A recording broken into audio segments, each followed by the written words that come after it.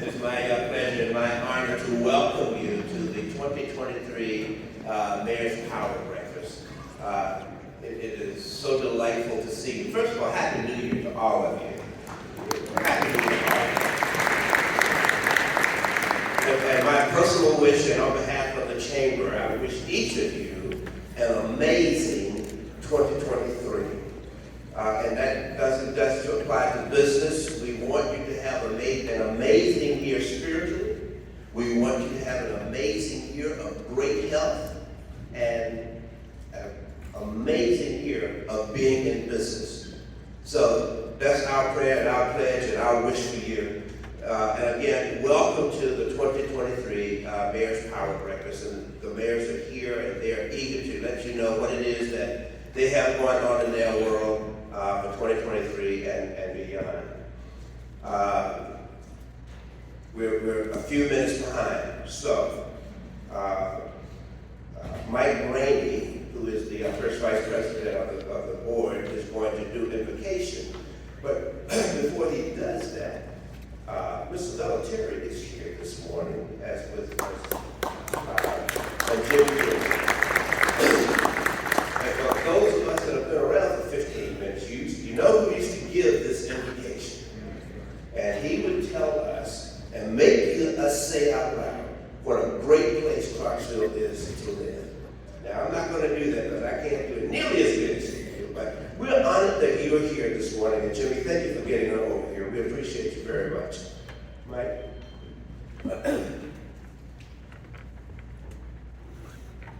I'm also reminded that almost at every event Brother Terry was at, he would quote Joshua 1, 7 through 9. I'm not going to attempt that this morning, but I want him to remember those words, those scriptures he always shared with us. Let's pray together. Father, indeed, we're thankful for the opportunity we have to assemble together as members of Clarksville, Montgomery County.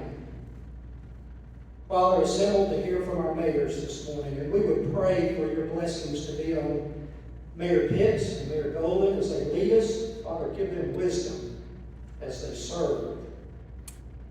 And while we've assembled this morning, I'm reminded of the fact that we had men and women from our community that are wearing our country's uniform that are serving in harm's way. And we would pray for your hand of protection to be on them. Grant them success in their mission and bring them home safely to their families. And Father, for this food that's been prepared for us, we pray that you would bless it for the nourishment of our bodies, so that in turn our bodies might be better used to serve you and serve others. And as our chairman has mentioned, Father, you've blessed us with a new year. Help us to resolve anew to serve our community and our fellow man in a way that would be pleasing to you. And all these things we ask in Jesus' name. Amen. It is my pleasure to get us moving forward this morning by introducing to you our first mayoral presentation. Mayor Wes Golden is the Montgomery County mayor who was elected in August of 2022. Now, this is not on my notes, but after he was elected, he used to always ask me, have you found your desk yet? And I think we're clear. Mayor Golden was elected to serve as our county mayor in August of 2022. And Mayor Golden was born and raised in Montgomery County, where he lives with his wife, Sarah, and children, Nash, Lydia, and Mia. He is a Clarksville High School graduate and studied computer science at Austin Peay State University. Mayor Golden has vast experience in both public and private sectors, providing a vision for success in each position. As the environmental health manager for a Tier 2 automotive manufacturer, he managed the safety and health of more than 14,000 employees and reduced safety incidents by 50%. Mayor Golden served as the health and safety manager for Clarksville, managing the city's occupational health and safety program, significantly improving the safety and security of the city's 13 departments. Raised to give back to others and committed to the success of our community, Mayor Golden has dedicated his life to the people of Montgomery County. As a young man, and he's still a young man, he volunteered with the Dream Factory and Bikers Who Care two local charitable organizations that work to improve the lives of local children. His call to service has been a significant focus throughout his life, where he served as a firefighter and EMT, making the community safer for the citizens of Montgomery County. In 2016, he was recognized as Volunteer of the Year by the Clarksville,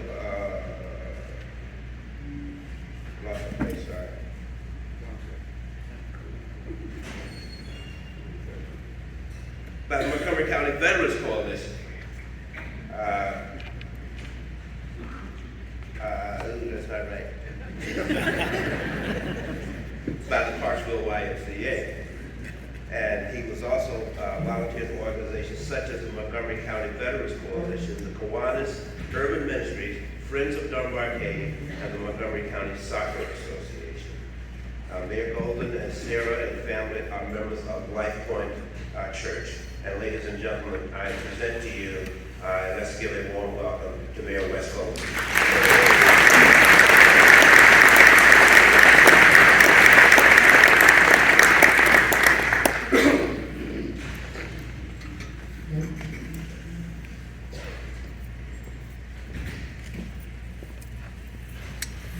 I'll tell you, after my first one of these, I was a little nervous until I realized I was having a conversation with about 425 of my close friends out here.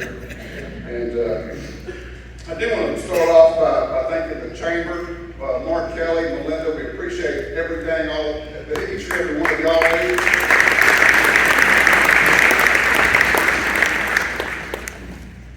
And for any of our county commissioners, if you can please stand up for us.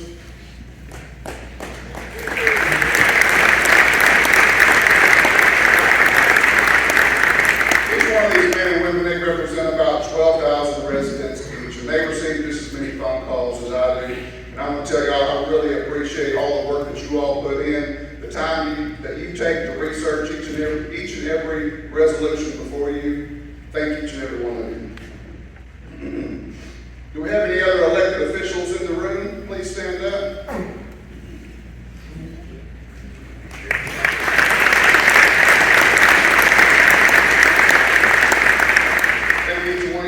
Service, and county department heads and county employees.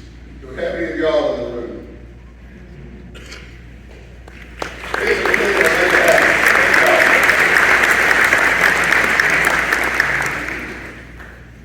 And I'm going to start off by saying thank you to my wife. I can't forget her or I can't go home tonight. But she puts up, I'm a whole lot to put up without being mayor, so thank you, Sarah, for everything that you do for me and our family.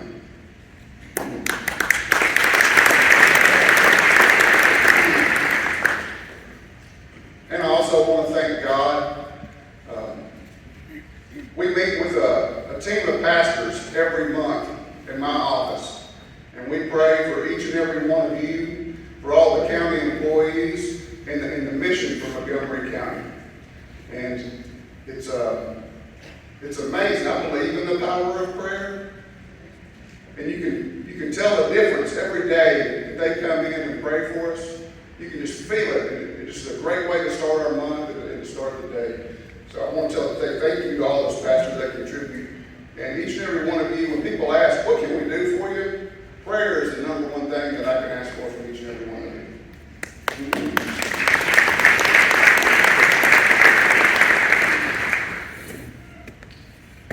So I made a lot of campaign promises in the last 2 years as we were running on the campaign trail, and those are the things that we've still been focusing in.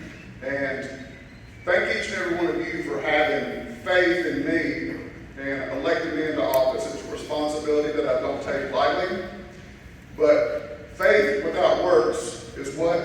Dead. That's right. Faith without works is dead.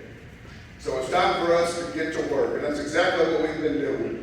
Since we've come into office, we've hit the ground running, because Clarksville, Montgomery County is absolutely the best place to live in America.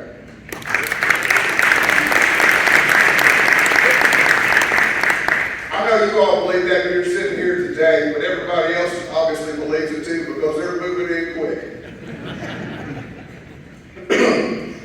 And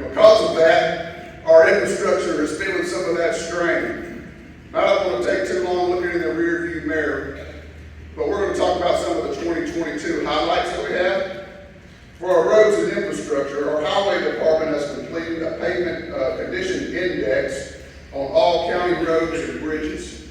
Now, what this has done is they've evaluated all of our infrastructure that the county owns, and so that it allows us to look at where we need to spend our time and our resources to help plan for the future. And if you see, I believe it's up here on the slide, I can't see the slides from here.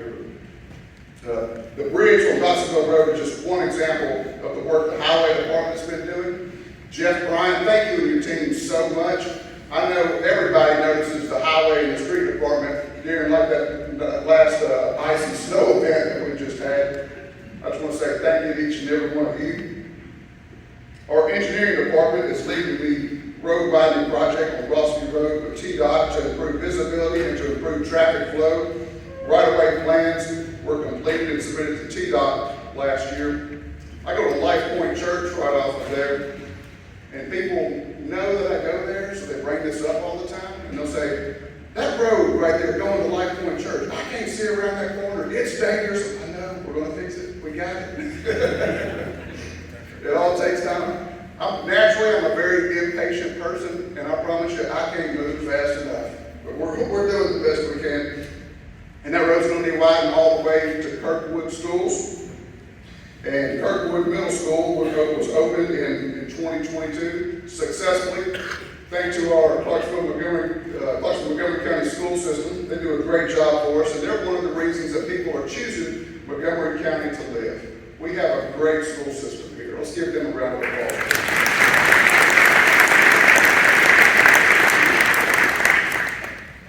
Dr. Gene Lunavetter and I, we meet on a regular basis just to talk about what's coming up, what things can we do better. The relationship that we have between the school system is going great. And I appreciate all the work that they do in the planning.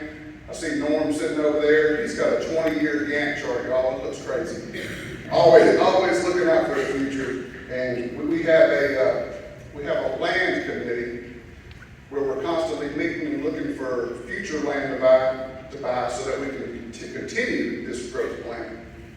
We've also moved up the design on the elementary school. Hopefully by a year, we've already approved the design money that needs to go into that. And Kirkwood High is scheduled to be completed this summer, I believe. So our school system has been growing on average by about 670 kids a year over the last 20-year period on average. Except for the last 2 years. We've just about doubled that in the last 2 years. So think about that and what it takes to keep up with the growth here in Montgomery County. We're going to be as aggressive as possible and creative as possible to help solve these issues. And that's why we're continuing to meet on a regular basis. So businesses are also moving here. It's not just people. We're attracted from all angles. And we've been focusing on trying to get higher paying jobs here in Montgomery County. With some of the big wins that we've seen so far, like LG and Kim, over 200 of those jobs are six-figure jobs. Jobs such as VK Industries. That's a small company, but all the jobs in there are high-paying jobs. That's the stuff that we need to be looking at as well. We can't just focus on manufacturing facilities. We have to be very strategic on the way that we're recruiting. Big shout out to our IDB and EDC. I don't know where they're sitting right one of them, but they've been doing a great job. And they're going to continue to work hard to make sure that we're getting the right type of people in here. And I love it when they tell me we're saying no to people. So we need to be focused on the high-paying jobs, make sure we're getting the right folks in here, that we're growing the way that we want to grow. Another big announcement was a company called QP. It's a Japanese company. They've moved here as well. I like to see the diversity that's coming in, diversifying the market. We currently don't have any food manufacturing here, but we used to. Food manufacturing is actually what brought the Golden family here to Clarksville, Montgomery County. My grandfather was president of the Kraft cheese plant that used to be down on Kraft Street. A lot of times when I tell people that, like, so that's why I was named Kraft Street.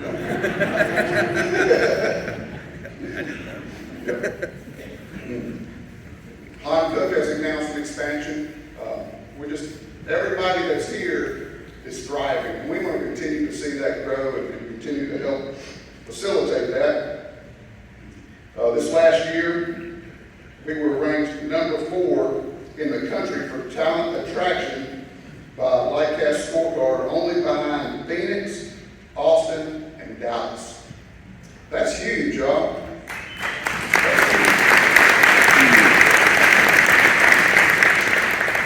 Last year we were number 6. So this is not a fluke or an anomaly. We're on the board. We're on the right track. We just need to make sure that we're staying on the right track. I believe next on the slides up here is a slide about public art.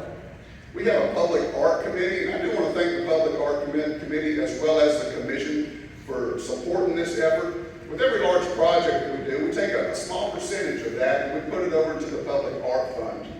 And those are the funds that we use to fund these types of projects. Up there you'll see the tip of the spear, which is to honor 101st. It's right there on Fort County Boulevard. And if you haven't had a chance to walk up close to that sculpture, it is amazing. And there's a lot of private partners here in town that help to make that happen.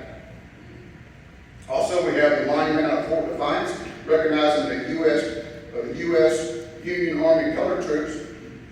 It was so cool to be able to take my son out there to the unveiling of that. You know, he's asking all the right questions, and to see all the other kids and families that are there, it's just amazing that we can all come together and start beautifying our community as well as paying honor to the history that we have here.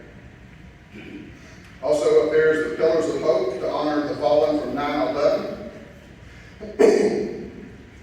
And we're going to continue. We've had some meetings about what to do around the arena and around the downtown area. We're going to continue to help support these types of projects. So looking towards the future on 2023 and what the future holds, before I started off with roads and infrastructure, that's what we're going to start off here. It's extremely important. We're going to continue to work. You know, a lot of our bottlenecks have to do with our state roads. So we have to find ways, like on the Rossview Road, we have to find ways to partner with our state to determine how we're going to move those projects up that priority list. You know, there are cities bigger than us on the state level, and that's our competition for these funds. So a lot of times, Mayor Pitts and I, we have to come up with ways on how we can partner with them to get these projects. Maybe it's us doing the road, some of the road work, dirt work, acquiring some of the land acquisitions that need to happen. But we're willing to step up and make these roads a priority. We've already talked about the Rossview Road project.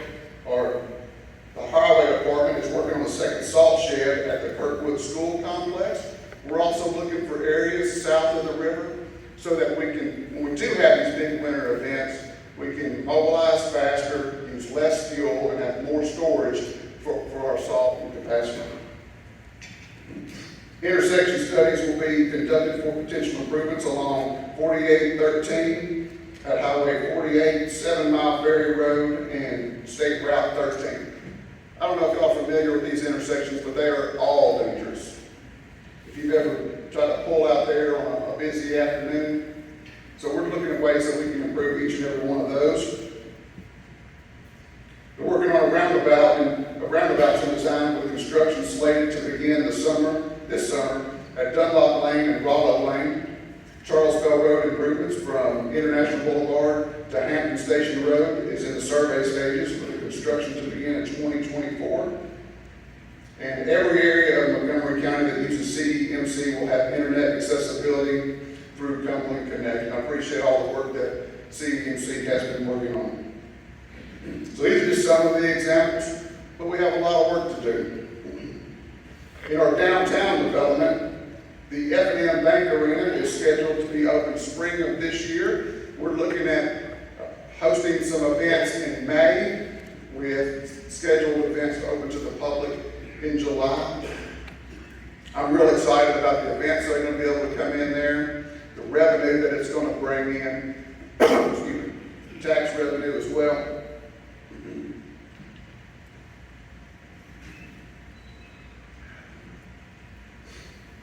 And you can already see the investments that are happening around it. Look just next door to it, there's a multi-million-dollar three-story restaurant popping up out of the ground that wouldn't be there without that investment sitting right next door. How long has it been since you can go downtown and every storefront is full, right? So these are large investments on small parcels of land. That's good growth. Next on the list, we have the parking garage. So the state came up with $14 million, as well as the county came up with an additional $14 million to spend on the construction of this garage. We're hoping to break ground by the end of the month. We expect the foundation to be completed this year, with the full project completed by spring of '24. Like I said, I am an impatient person, but we're moving as quick as we possibly can.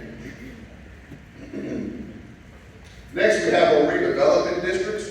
We passed several TIF districts in our downtown area.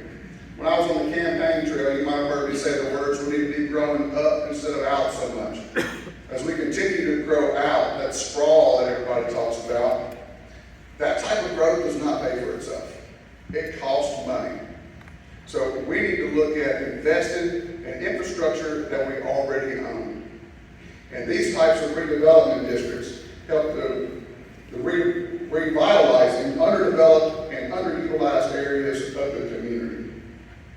So we anticipate hundreds of millions of dollars in development that would not exist otherwise.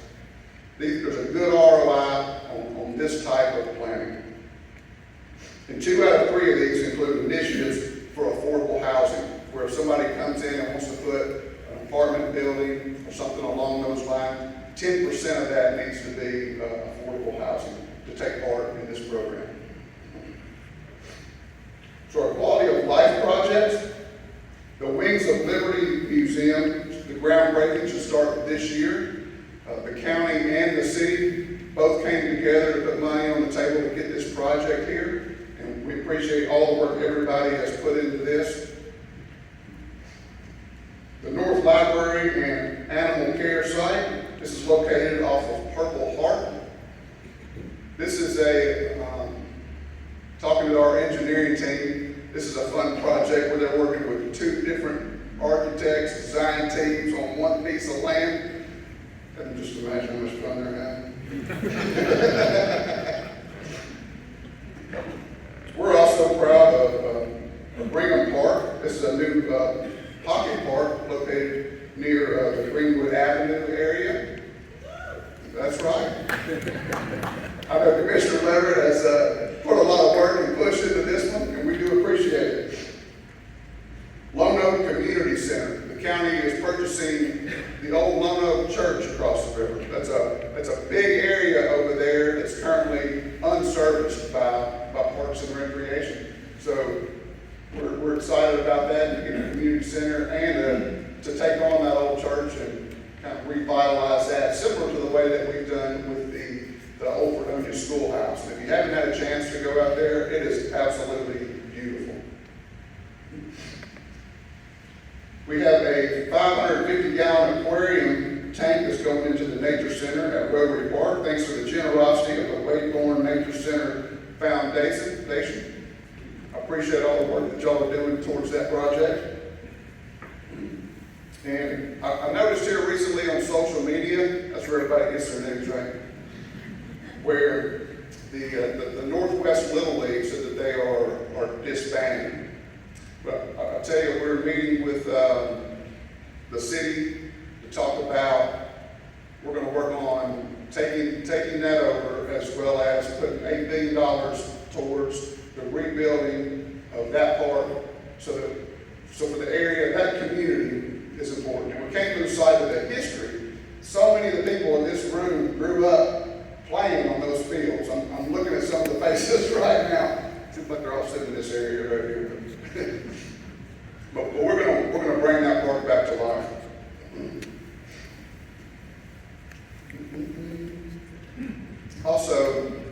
know, as we talk about quality of life, I want to give a shout out. Is Teresa Harrington in the room? Is that your Lance?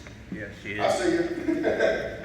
Thank you and your team for what you do. So our tourism team, they do a great job. And a lot of times they're behind the scenes and you don't even know what they're doing. But like when these tournaments come into town and the shows come into town, they're the ones that are helping to make all that happen. And that brings a lot of dollars into our community that would otherwise not be here. So let's give them a round of applause for that.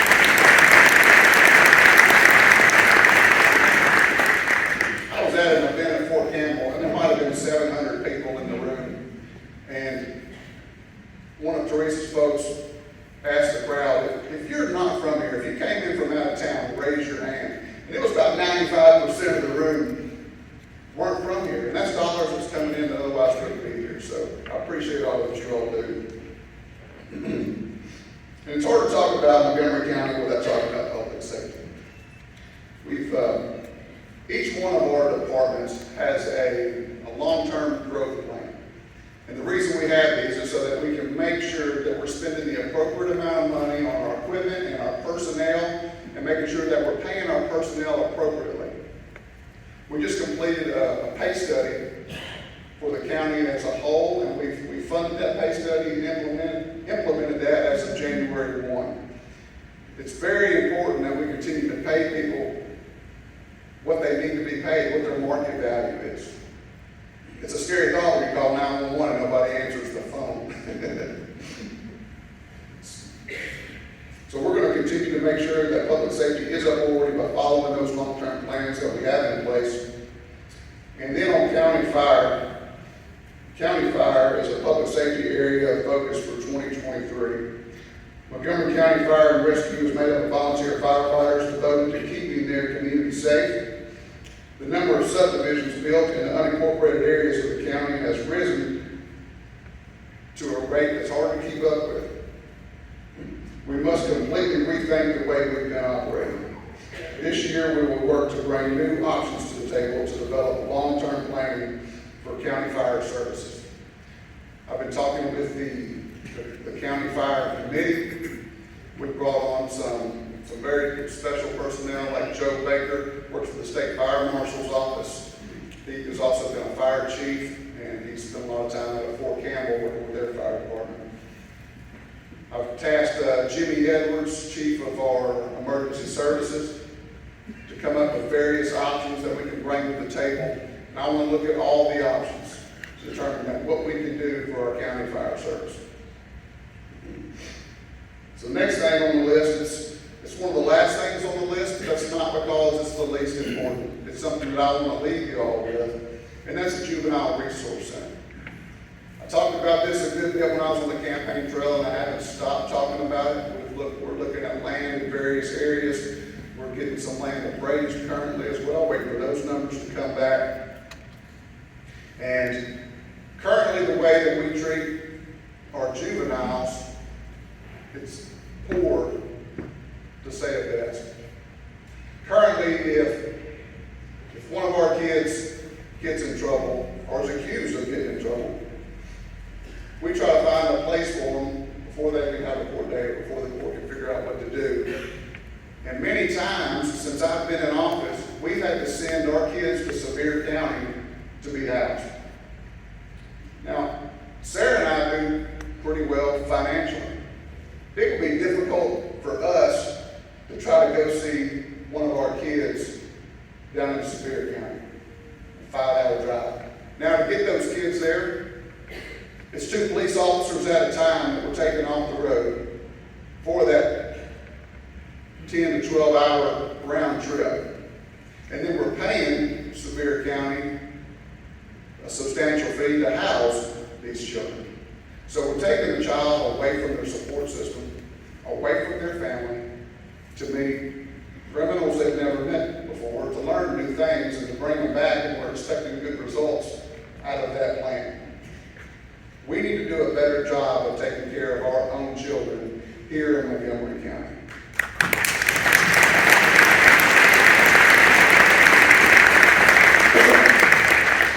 And it has more to do than just a detention center. We We need to have the right resources and mental health resources for these children so that we can truly rehabilitate these kids instead of just sending them off somewhere else. So we're going to continue to work with that. We want to partner with nonprofits. We need the right mentorship programs in place. And this is something that I care a whole lot about. I'm surprised I didn't get teared up this time talking about it. Hopefully I'm getting better at this. And so it's going to be a big focus on the things that we're doing. We started a committee to focus on this as well. There's been committees in the past, but like I said, faith without works is dead. We're going to keep working towards it. Another thing that we're going to start is on the third Wednesday of every month, once a month, we want to have something called Wednesday with Wes. And what I'm wanting to do is partner with small businesses in our community to come out to your business, to give an update on what's going on in the county, to hear from the public, and to have a two-way conversation with the individuals in our community. So I know there's a lot of business owners in here right now. If you're a small business owner or you're affiliated with a small business, please raise your hand.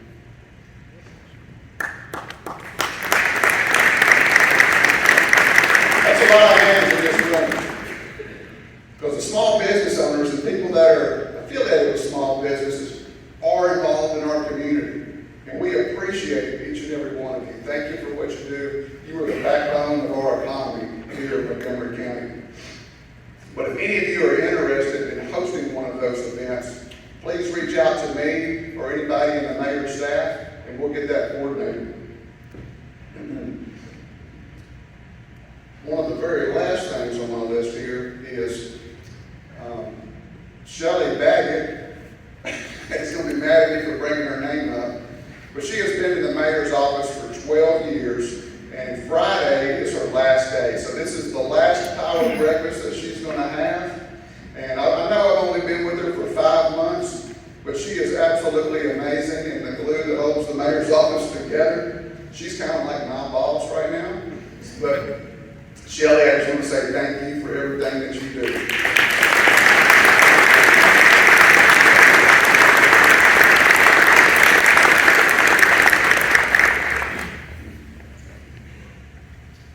So next, I'll turn it back over to Mark. And before I do that, I want to say for the next speaker that's coming up, I am blessed to have Mayor Pitts as my friend and my brother. And it's an honor to serve along somebody that has such great integrity. Thank you, brother.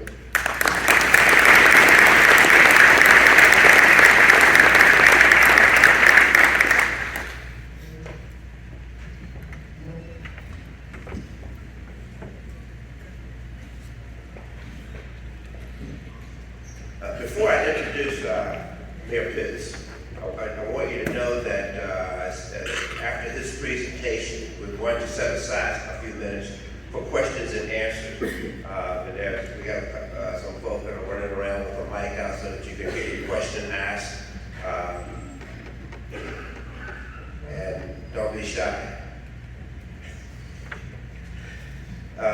Mayor Pitts, whom I've gotten to know, and very apropos in the words that you described him with, is also a native of Clarksville and a product of the Clarksville Montgomery County School System. He graduated from Northwest High School in 1976 and from Austin Peay State University in 1980. Mayor Pitts took office in January of 2019. Mayor Pitts and his wife Cynthia, an ordained minister, have 5 children and are grandparents of 12. That's a lot of Christmas gifts, right? They are members of the Faith Outreach Church in Clarksville, and Mayor Pitts believes his life's calling is to be of service to others. His hobbies include reading, gardening, and watching old movies with his wife. Mayor Pitts lives his life according to the scripture found in Luke 12:48. For unto whomever much is given, of him shall much be required. Mayor Pitts was recently re-elected to to his second term as mayor of the city. His prior public service includes serving 12 years in the Tennessee House of Representatives. Prior to his 2019 election as Clarksville's mayor, he was vice president of Planners Bank here in Clarksville for more than 13 years. He devotes his community service to education-related organizations, including the Clarksville-Montgomery County Community Health Foundation, the Austin Peay State University School of Nursing Advisory Board, and a member of the Clarksville branch of the National Association for the Advancement of Colored People. Mayor Pitts has completed postgraduate work at the Institute for Organizational Management at the University of Georgia and the Emerging Political Leaders Program at the University of Virginia. Ladies and gentlemen, please give Mayor Pitts a warm welcome.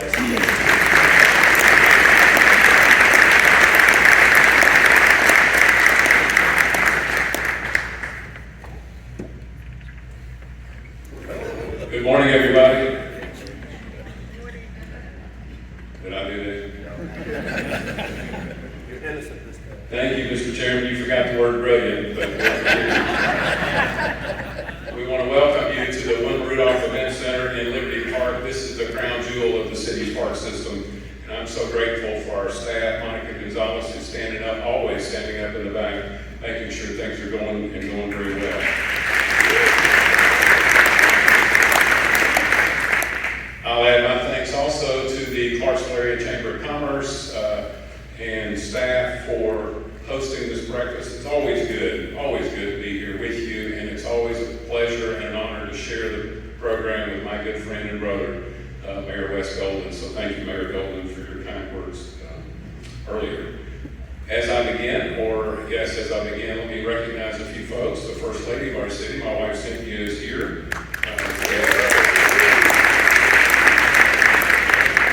We have a number of city council members who are here. I'll be like Mayor Golden, ask you to please stand so we can recognize you and thank you for your service. I saw Mayor Pro Tem.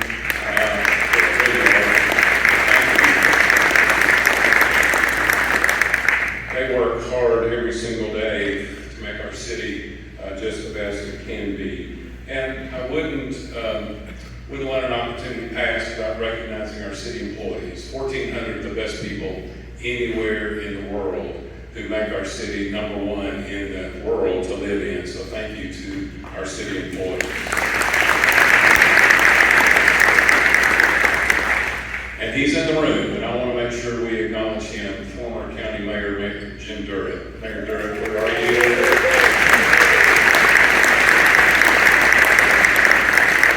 Trying to blend into the background, but thank you for your service to our city and our county, our community.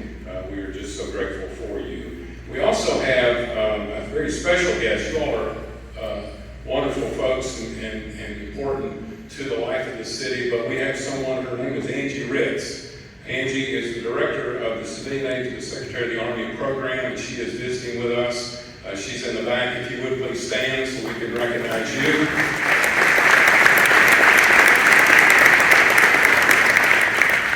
And then we want to make sure we recognize our friends at Fort Campbell. We have the Garrison Commander, Colonel Andrew Jordan, his wife Susan are in the back as well. So thank you for your service. You know, the good news is the 2022 election is over. Let the church say amen. The bad news is there's only 1,392 days till the election of 2026. But since this is sort of the State of the City address, I am pleased to report to you that the state of our city is on solid financial ground, and we have a very strong position for the future.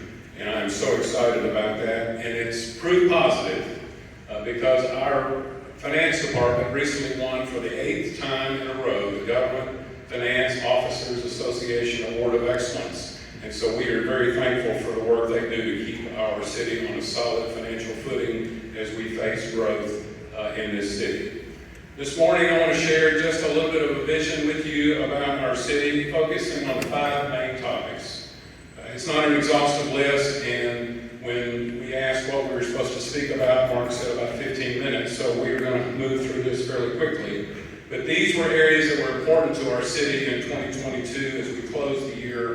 And then as we look to the year 2023, they play an equal, if not elevated, important role in moving our city forward in the coming year. So I'm going to move pretty fast, but I want to cover these topics and make sure you know what is happening here. Topic number one is the Transportation 2020 Plus Plan, or as I like to call it, the private engineering consulting firm full employment plan. We have engaged most every engineering firm across our city to make sure that these projects are moving and moving forward. Let me just recall and recount for you very quickly what that plan is all about. It was approved and funded by the City Council in 2021. There are projects in every part of our city, and not just focused on roads. We're also focused on important infrastructure like sidewalks and transit centers and making sure people have an option other than their car. It is fluid, meaning it changes literally from day to day, week to week, and month to month. And there are 13 projects in Tier 1, there are 3 tiers. Those 13 projects are all moving at some various stage. But let me give you some of the highlights of those Tier 1 projects. Spring Creek Parkway, that parkway that's finally going to connect Trenton Road with Wilma Rudolph Boulevard. Phase 1, which will connect Trenton Road to Spring Creek, right-of-way is complete. As far as acquiring that right-of-way, design is complete, and we're going to bid later this month on starting construction of Phase 1. Phase 2 will be bid and start construction next year, so that by the end of 2025, perhaps by 26, that road will be complete, and we'll be able to relieve some of the traffic on Wilma Rudolph and Trenton Road. And now it's time for the state to step up and do Trenton Road, and we have assurances that they will. So Senator Powers, take that message back, would you?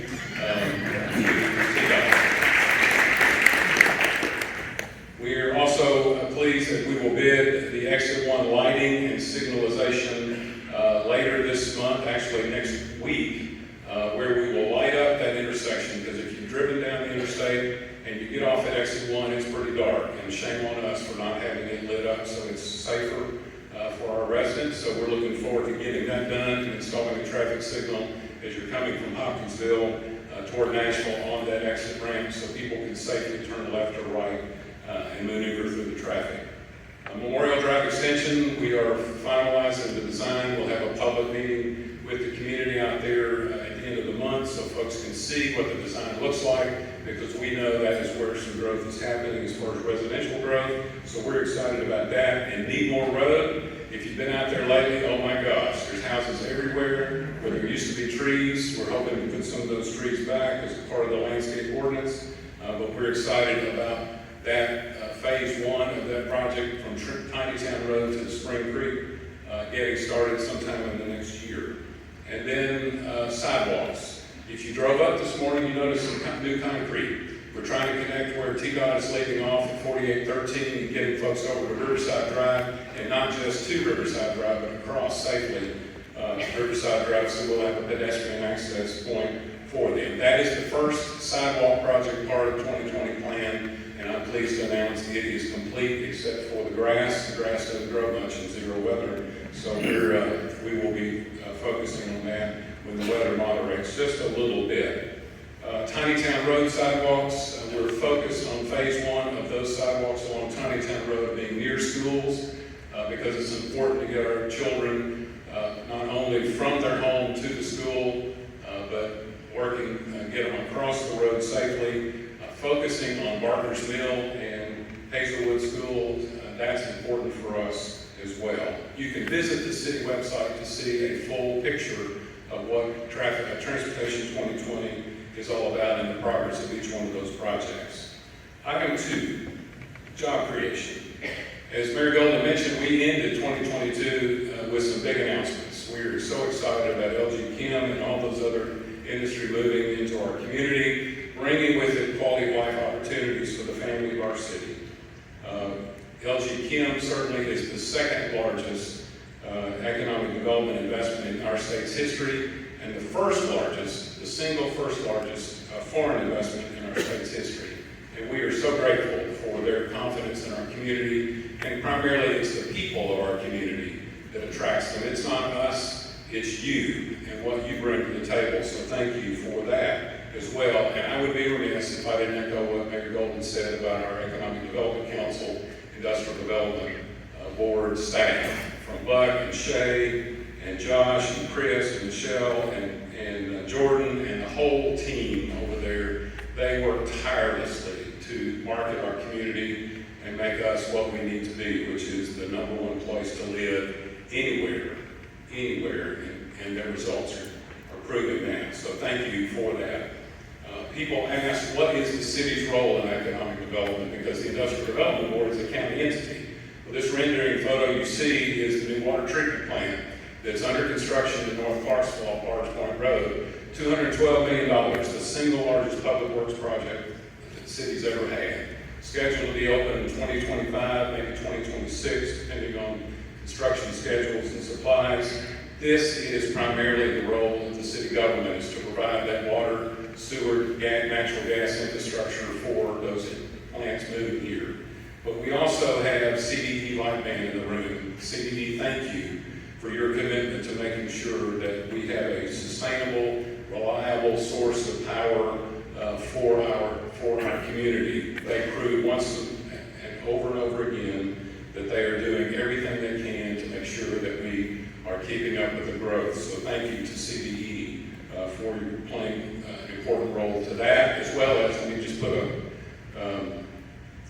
sort of a point of privilege here, just say thank you for getting out of the way when we have road projects. That's helpful to us, so thank you for that. And then while LG Chem and other companies are important to our city, the small business growth has been really gratifying. And you all represent, Mayor Golden asked you to raise your hand, you represent the best of the best. From the Home Builders Association to the Realtors Association, and so many across our community. Thank you for the commitment you're making. But if you look downtown, you see the press. You look on One Rudolph Boulevard, you see Office Now.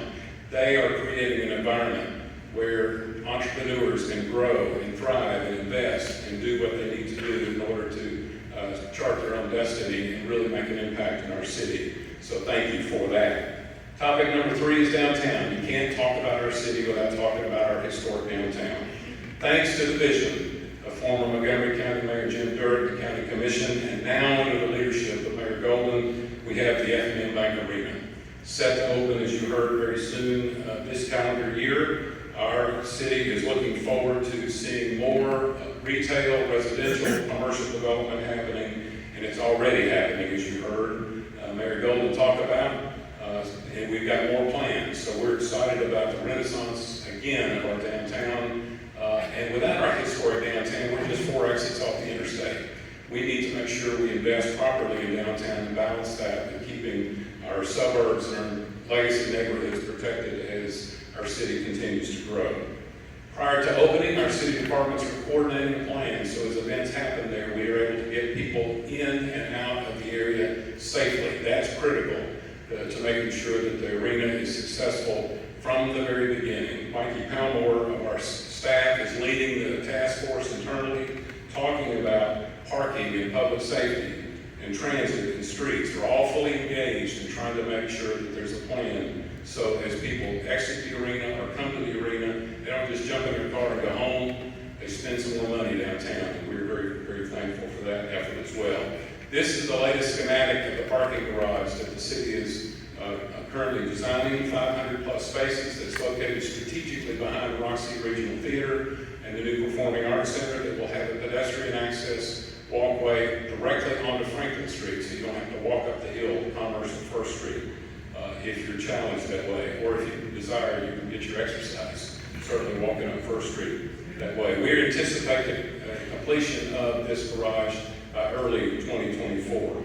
And then let me add here that the new Performing Arts Center and the Frosty One Revival Center are currently under design and trying to program those spaces so that it reflects the need to support arts in our community as well as to preserve the history of our city. And so we're very excited about that, and plans will be coming and announced very soon about what those projects will look like as well. Item number 4, public safety. Mayor Golden touched on it. As our city grows, we have to continue to invest in our public safety departments.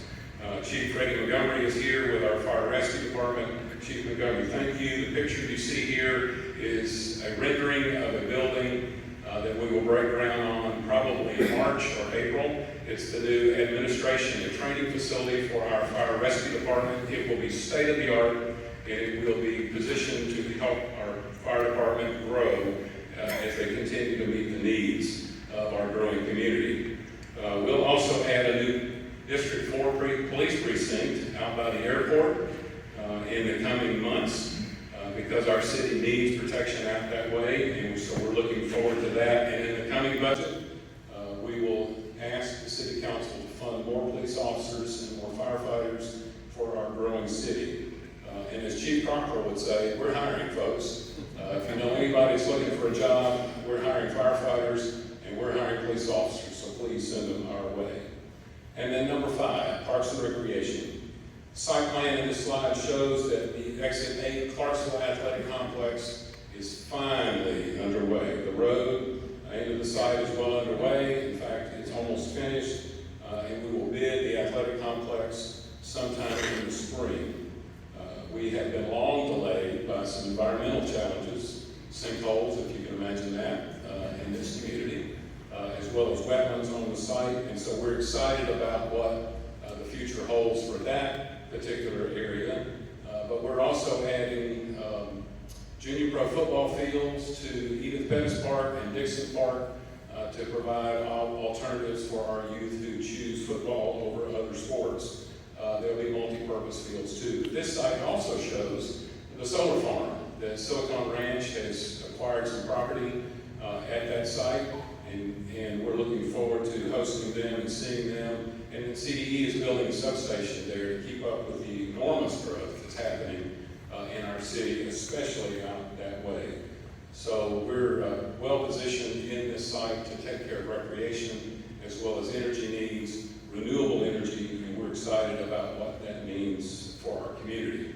Let me pause here and just say our Parks and Recreation Department was recently nationally accredited by the National Parks and Recreation Accreditation Board. They got a perfect score on 154 standards that board requires in order to be accredited. And I'm so very proud of that department for committing to excellence. So thank you to the staff who are doing it and doing it with excellence every single day. They're one of only 2 departments in the entire state that are now nationally accredited.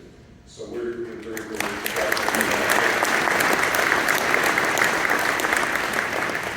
And I know the chairman said we're going to have time for question and answers, so I'll close here and just say we cannot stop thinking about affordable housing. As our community continues to grow, housing seems to be popping up everywhere, but there's a segment of our population that's being locked out of housing in our community, so we have to make sure that we're providing affordable housing options to them. We have some exciting faith-based partnerships working with Going Local. 2 churches have come together to build single-family housing, and we're excited about that. And you cannot mention housing in this community without talking about Habitat for Humanity.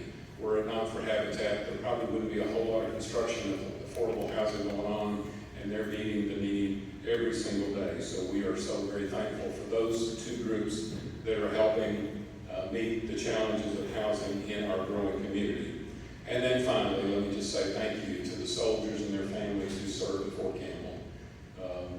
They sacrifice every single day so that we can gather like this. We're not worried about people prevailing upon us as we're gathered here. We don't look out the window wondering if there's somebody sneaking in. It's because of the soldiers and families who serve at Fort Campbell. So they deserve our prayers, especially as our units are deployed to Eastern Europe. So thank you to them, and let's make sure we give them a round of applause as well.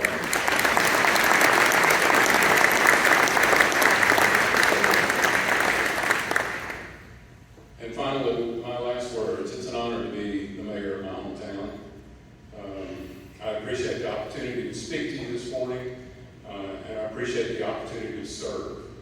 So thank you, and we look forward to some questions. I think the chairman said don't be shy. God bless you.